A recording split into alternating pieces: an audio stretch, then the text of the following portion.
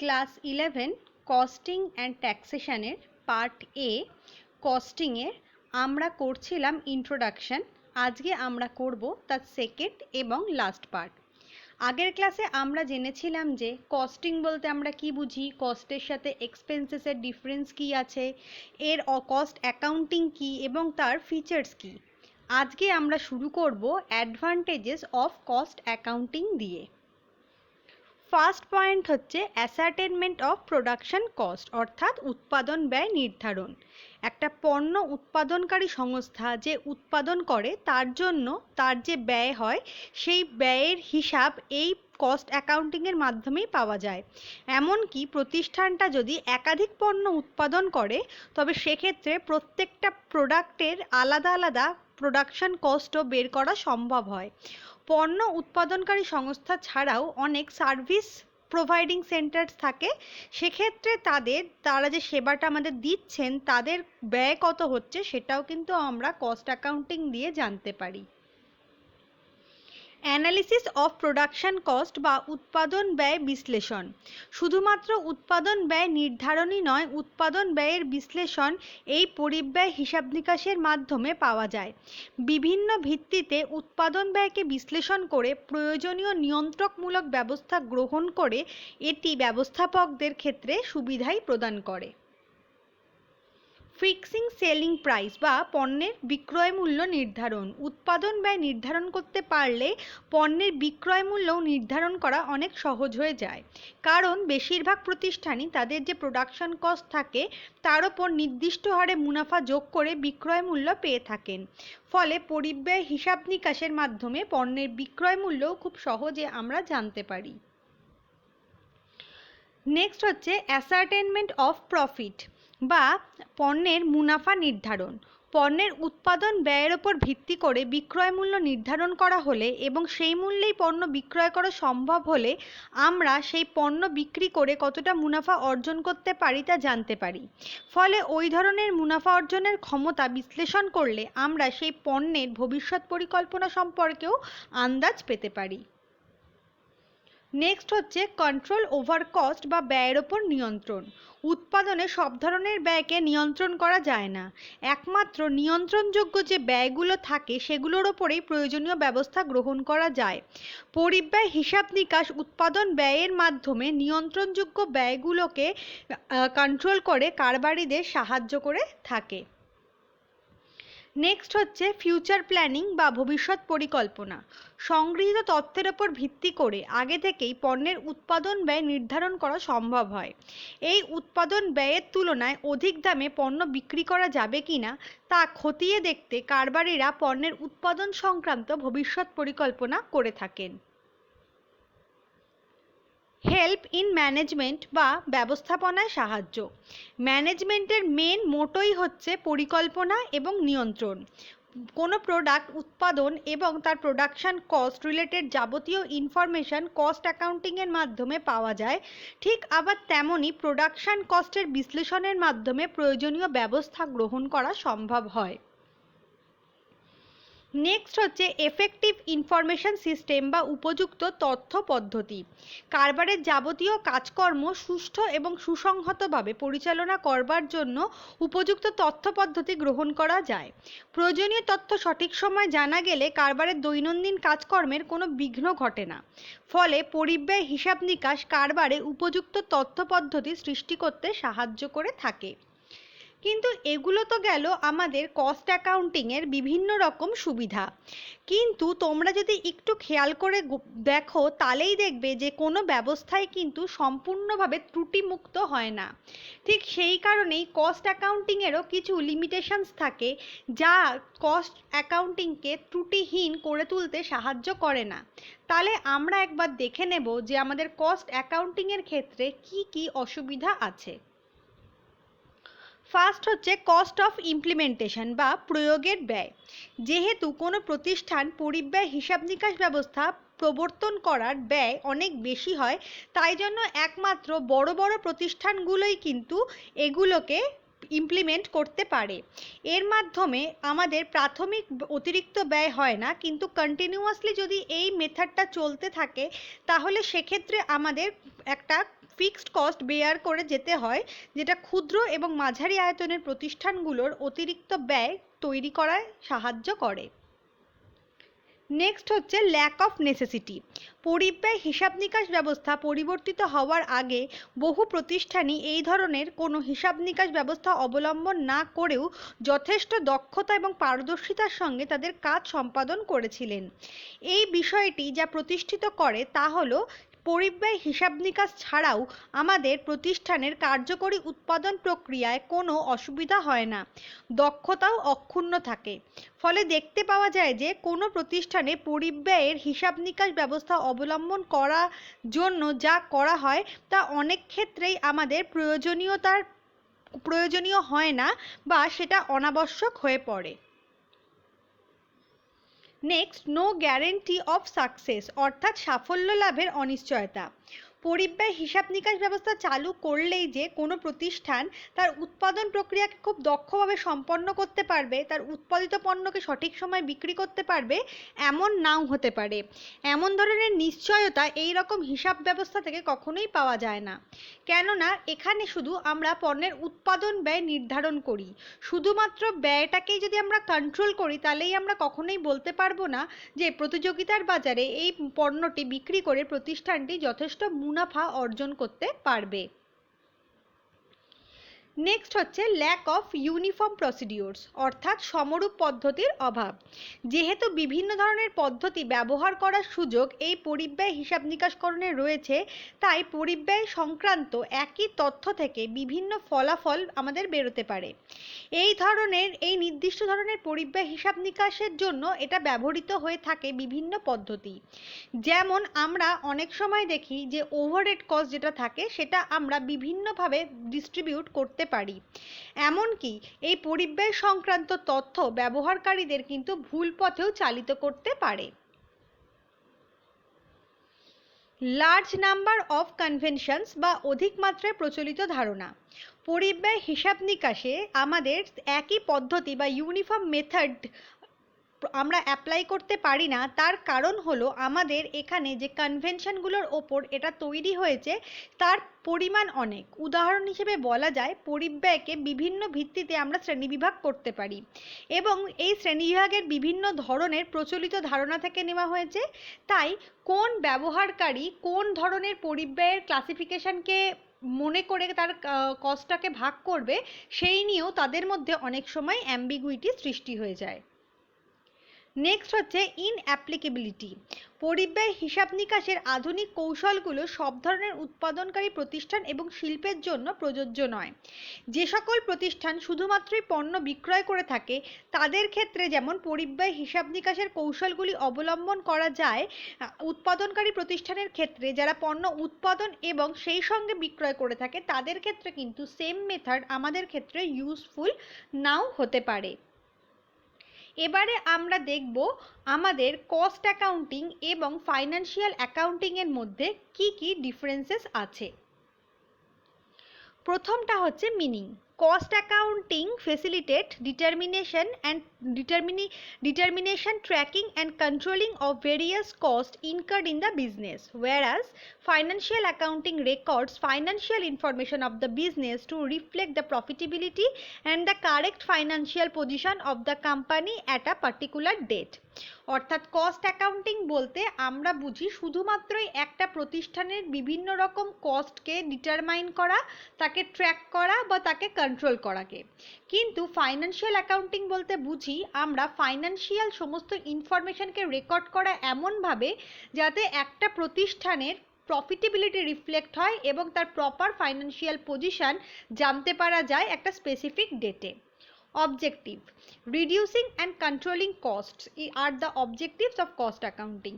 Cost accounting এর objective কি? আমাদের ব্যয় নিয়ন্ত্রণ এবং ব্যয় নির্ধারণ করা।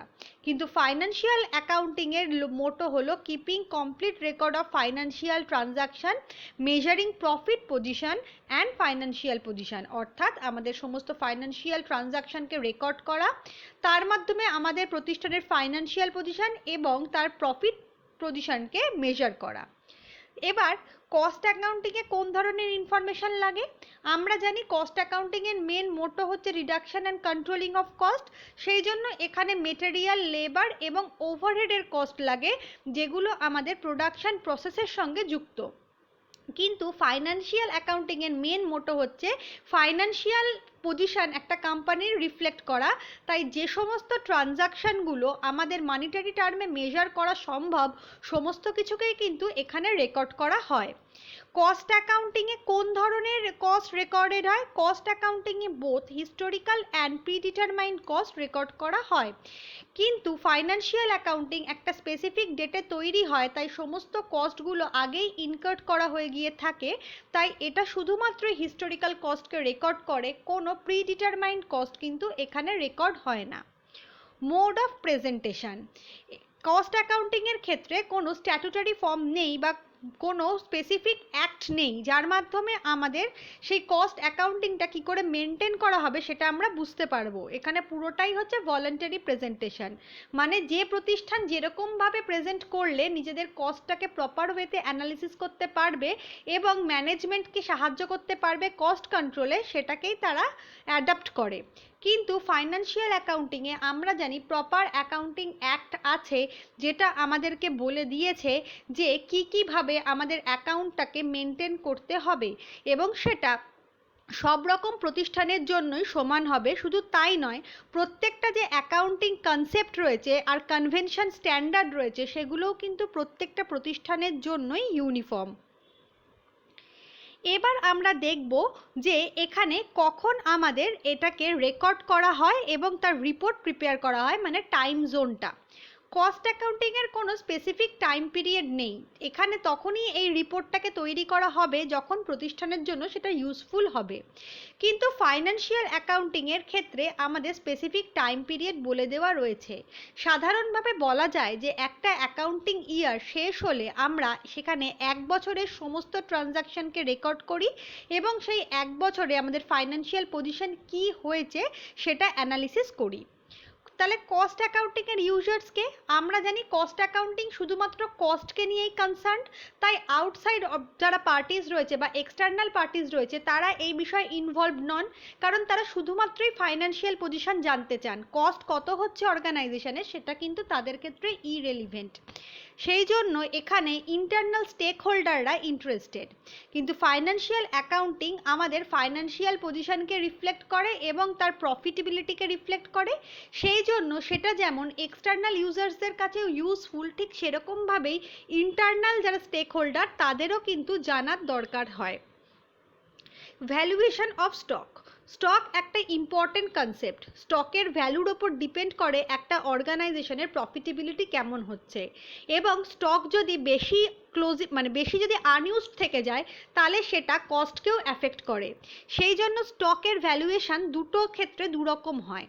কস্ট অ্যাকাউন্টিং যেহেতু কস্ট নিয়ে কনসার্ন, তাই এখানে স্টকটা কস্ট প্রাইসেই ভ্যালুড হয়। কিন্তু ফাইন্যান্সিয়াল অ্যাকাউন্টিংয়ে আমরা জানি cost price or net realisable value, যেটা কম সেটাকে হিসাবে ধরা হয়। ম্যান্ডেটারি কস্ট অ্যাকাউন্টিং আমরা একটু আগেই জানলাম যে এটা যে করতেই হবে এরকম কোনো বাধ্যবাধকতা নেই। সাধারণভাবে যারা ম্যানুফ্যাকচারিং অর্গানাইজেশনস তাদের ক্ষেত্রে এটা ভীষণ গুরুত্বপূর্ণ, কারণ এক্ষেত্রে পুরো ব্যয়টাই তারা নিজেরা করে। কিন্তু যে সমস্ত প্রতিষ্ঠান এক জায়গা থেকে কিনে আরেক জায়গায় বিক্রি করে বা যারা সার্ভিস প্রোভাইড করে, এরকম অনেক প্রতিষ্ঠানের ক্ষেত্রেই কিন্তু আমাদের কস্ট অ্যাকাউন্টিংটা অত ইউজফুল নয়। কিন্তু ফাইন্যান্সিয়াল অ্যাকাউন্টিংয়ের ক্ষেত্রে এরকম কোনো রেস্ট্রিকশন নেই। আমরা জানি সব রকম প্রতিষ্ঠানে এই ফাইন্যান্সিয়াল অ্যাকাউন্টিংটা কিন্তু অ্যাপ্লাই করা হয়ে থাকে। Profit analysis. এখানে সাধারণভাবে যেহেতু আমরা প্রোডাক্ট ওয়াইজ বা সার্ভিস ওয়াইজ কস্টটাকে জানতে পারি, সেই জন্য এখানে আমরা প্রোডাক্ট ওয়াইজ বা সার্ভিস ওয়াইজ বা ব্যাচ ওয়াইজ তার প্রফিটটাকে অ্যানালাইজ করতে পারি। কিন্তু একটা ফাইন্যান্সিয়াল অ্যাকাউন্টিং যখন তৈরি করা হয় তখন ওভারঅল ইনকাম এক্সপেন্ডিচারকে দেখা হয়, তাই এটা ওভারঅল একটা অর্গানাইজেশনের প্রফিটকে অ্যানালিসিস করে। অর্থাৎ আমরা বলতে পারি কস্ট অ্যাকাউন্টিংয়ের মাধ্যমে ইন্টারফার্ম কিন্তু কস্ট অ্যানালিসিস করা এবং প্রফিট অ্যানালিসিস করা সম্ভব হয়ে থাকে। ফোরকাস্টিং। এখানে কি হয়, এখানে আমরা প্রিভিয়াস রেকর্ড থেকে জেনে নিতে পারি যে একটা প্রোডাকশানের কস্ট কতটা হতে পারে। তাই এক্ষেত্রে আমাদের ফোরকাস্ট করার সুবিধা হয়, যে জন্য কস্ট অ্যাকাউন্টিংয়ের একটা ইম্পর্টেন্ট টুল হচ্ছে বাজেটিং। কিন্তু ফাইন্যান্সিয়াল অ্যাকাউন্টিং শুধুমাত্রই আমাদের ফাইন্যান্সিয়াল পজিশনটাকে অ্যানালিসিস করে, সেই জন্য এখানে কোনো ফোরকাস্টিংয়ের জায়গা কিন্তু থাকে না। তাহলে এবার আমরা দেখে নেব কস্ট সেন্টার বলতে আমরা কি বুঝি। Cost center is a location, person or item of equipment for in respect of which cost may be ascertained and related to the cost unit for control purpose.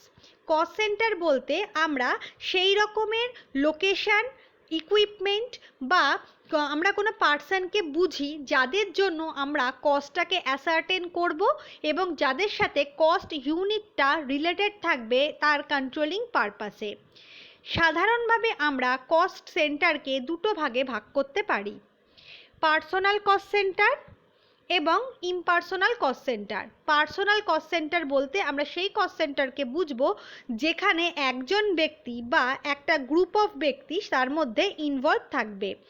এক্ষেত্রে আমাদের যে পার্সোনাল কস্ট সেন্টারগুলো রয়েছে সেইগুলোর ক্ষেত্রে কিন্তু তোমরা দেখো এখানে পার্সনরা ইনভলভ থাকছে, সেই জন্য আমরা তাকে পার্সোনাল কস্ট সেন্টার বলে থাকছি।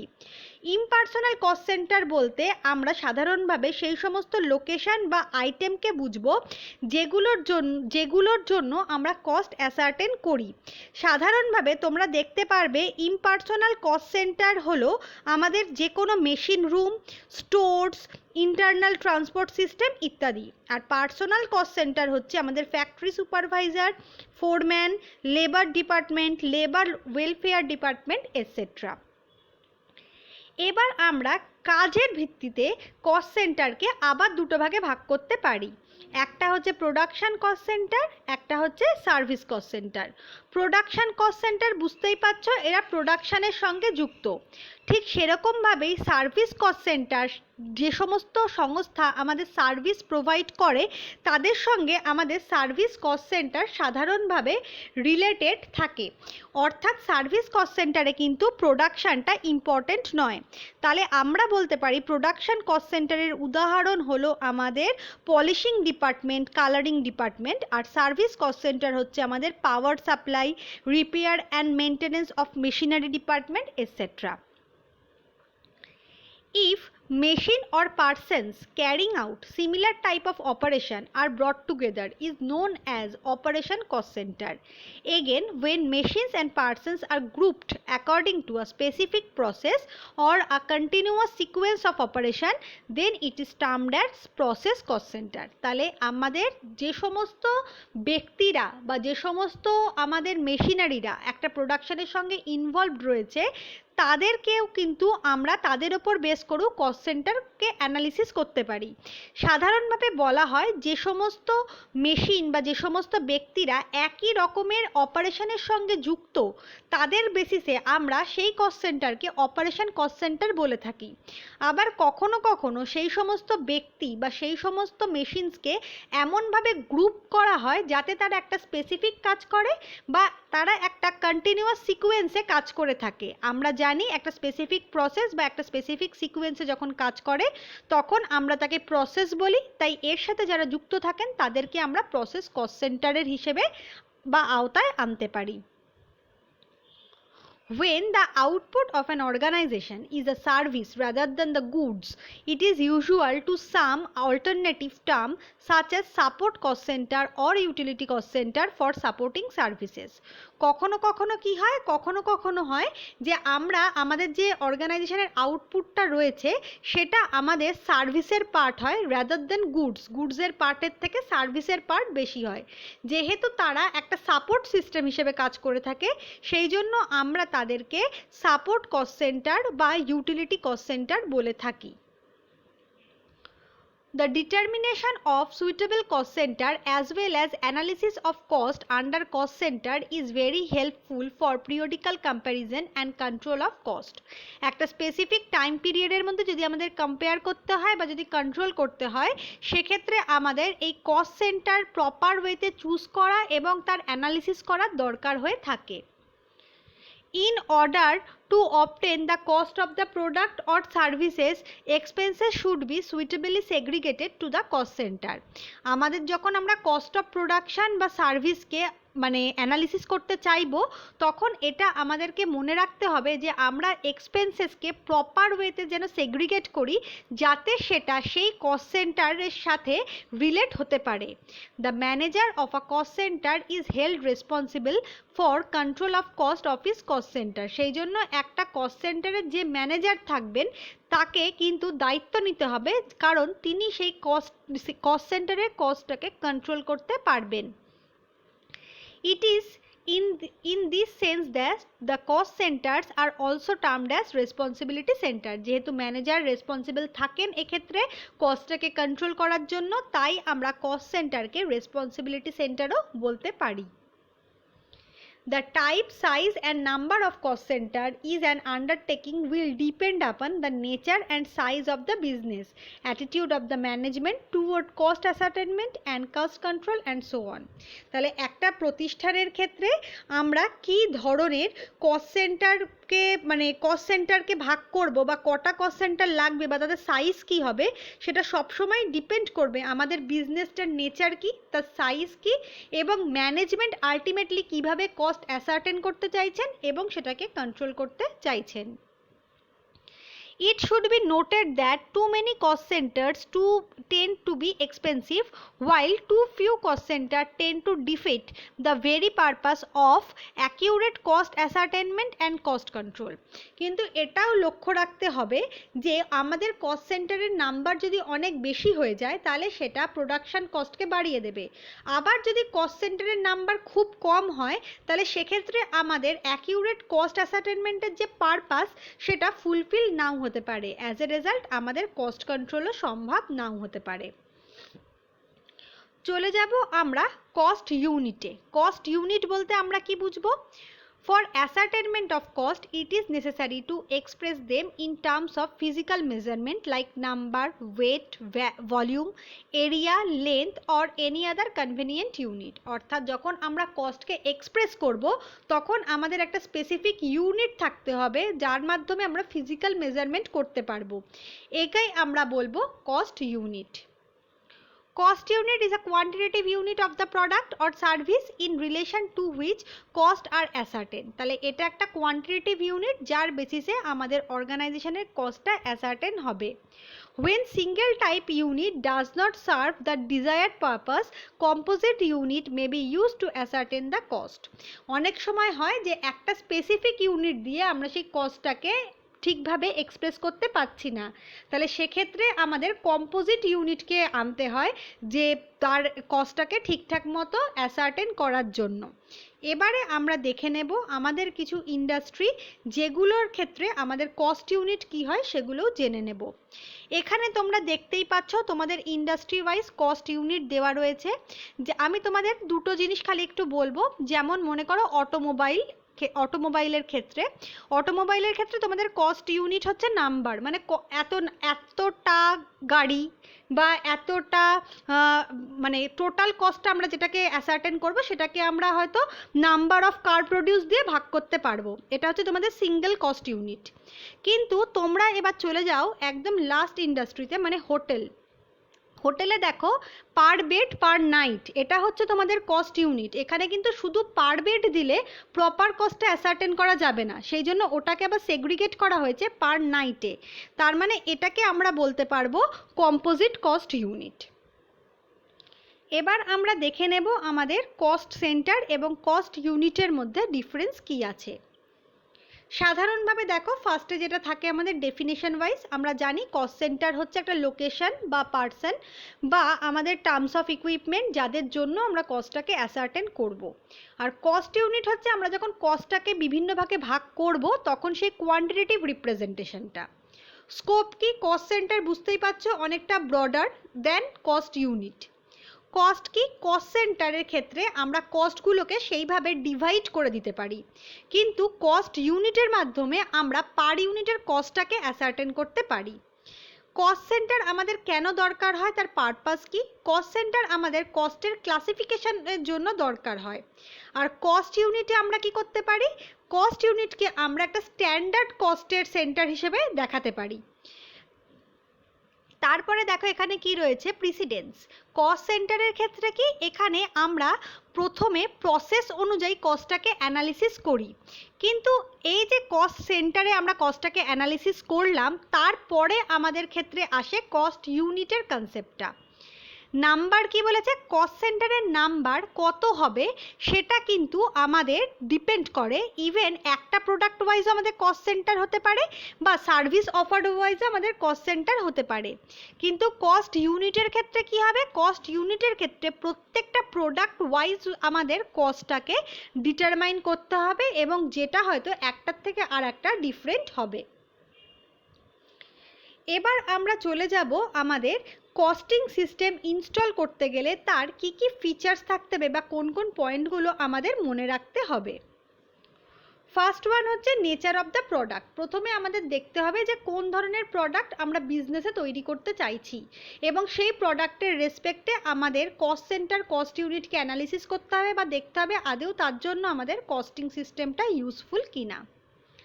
Size and type of organisation. Costing system install করার একটা হিউজ কস্ট থাকে, এবং সেক্ষেত্রে আমাদের রেকারিং কস্টও বেড়ে যায়, সেই জন্য আমাদের ক্ষেত্রে অর্গানাইজেশনের সাইজটা অবশ্যই ম্যাটার করে।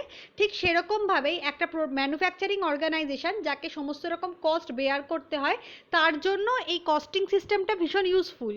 কিন্তু যেগুলো যাদের মধ্যে কোনো কস্টের সেরকম ইনভলভমেন্ট থাকে না, যেমন মনে করো যারা শুধুমাত্রই পারচেস সেল করে যে সমস্ত অর্গানাইজেশনগুলো, তাদের ক্ষেত্রে কিন্তু আমাদের কস্টিং সিস্টেমটা ইউজফুল নাও হতে পারে। অবজেক্টিভ কি, আমাদের প্রথমে দেখতে হবে যে আমাদের অবজেক্টিভটা কি আছে একটা প্রতিষ্ঠানের। সাধারণভাবে কস্টিংয়ের অবজেক্টিভ হচ্ছে কস্ট কন্ট্রোল করা এবং কস্ট অ্যাসার্টেন করা, কিন্তু সেই যে প্রোডাক্টটার আমরা কস্ট কন্ট্রোল বা অ্যাসার্টেন করছি তার যদি মার্কেটের ডিমান্ড না থাকে, তাহলে সেক্ষেত্রে আমাদের কস্টিং সিস্টেমটা কিন্তু ইউজফুল হবে না। Technical detail. Costing system install করতে গেলে আমাদের বিভিন্ন রকম টেকনোলজিক্যাল নলেজ দরকার, তাই এই টেকনিক্যাল ডিটেল সম্পর্কেও কিন্তু আমাদের অ্যাওয়ার থাকতে হবে। Informative and simple. কস্টিং সিস্টেমটা আমাদের এমন করে ডেভেলপ করতে হবে যাতে সেটা ম্যানেজমেন্টকে প্রপার ইনফরমেশান দেয়, অ্যাট দ্য সেম টাইম সেটার স্ট্রাকচার অনেক সিম্পল হতে হবে যাতে সেটা সবাই বুঝতে পারে। Maintenance of cost record. Costing সিস্টেমের মেন মোটোই হচ্ছে কস্টকে কন্ট্রোল করা এবং তার উপর বেস করে বাজেটিং করা, সেই জন্য প্রিভিয়াস যে সমস্ত কস্ট রেকর্ডগুলো থাকবে সেগুলোর প্রপার মেনটেনেন্স যদি না হয়, তাহলে কস্টিং সিস্টেমটাও কিন্তু আমাদের ফ্রুটফুল হবে না। নেক্সট হচ্ছে ফ্লেক্সিবিলিটি। আমরা জানি আমাদের যে বিজনেস এনভায়রনমেন্ট সেটা সবসময় ডায়নামিক, তাই ডায়নামিক এনভায়রনমেন্টের সঙ্গে তাল মিলিয়ে চলতে গেলে আমাদের যে কস্টিং সিস্টেম সেটাকে ফ্লেক্সিবল হতে হবে, অর্থাৎ আমাদের যদি মানে প্রয়োজন হয় তাহলে সেক্ষেত্রে আমাদের কস্টিং সিস্টেমটাও যাতে অল্টার করা সম্ভব হয় সেটা লক্ষ্য রাখতে হবে। Accuracy of data. কস্টিং সিস্টেমের মেন মোটো হচ্ছে আমাদের অর্গানাইজেশনের কস্টটাকে কন্ট্রোল করা, তাই সেক্ষেত্রে আমাদের যে সমস্ত হিস্টোরিক্যাল কস্টগুলো থাকবে সেগুলো যেন অ্যাকিউরেট হয়, কারণ সেগুলো যদি অ্যাকিউরেট না হয় তাহলে সেক্ষেত্রে আমাদের বাজেটিংটা ফেল হয়ে যাবে। Current practices. আমাদের দেখতে হবে ম্যানেজমেন্ট কী ধরনের এখন কাজ করছে বা কী ধরনের তারা কস্ট অ্যানালিসিস করছে, তার উপর বেস করেই আমাদের কিন্তু কস্টকে ক্লাসিফাই করতে হবে, কারণ এই কস্টের ক্লাসিফিকেশানও কিন্তু কস্টিং সিস্টেমে একটা ইম্পর্টেন্ট ভূমিকা পালন করে থাকে। এবারে আমরা দেখে নেব আমাদের এই চ্যাপ্টার থেকে কি কি কোয়েশ্চেন্স তোমাদের জন্য important. First one, what do you mean by cost? How does it differ from expense? Next, what is costing and cost accounting? Are they same? What is marginal cost, opportunity cost, imputed cost and sunk cost? What are the features of cost accounting? Next, what are the differences between financial accounting and cost accounting? What do you mean by cost center? How does it differ from cost unit? What are the factors to be considered for installation of a costing system? এই অবধি গেল তোমাদের এই চ্যাপ্টারের questions এবং পুরো চ্যাপ্টারের discussion. আমরা নেক্সট চ্যাপ্টার শুরু করব পরের ক্লাস থেকে।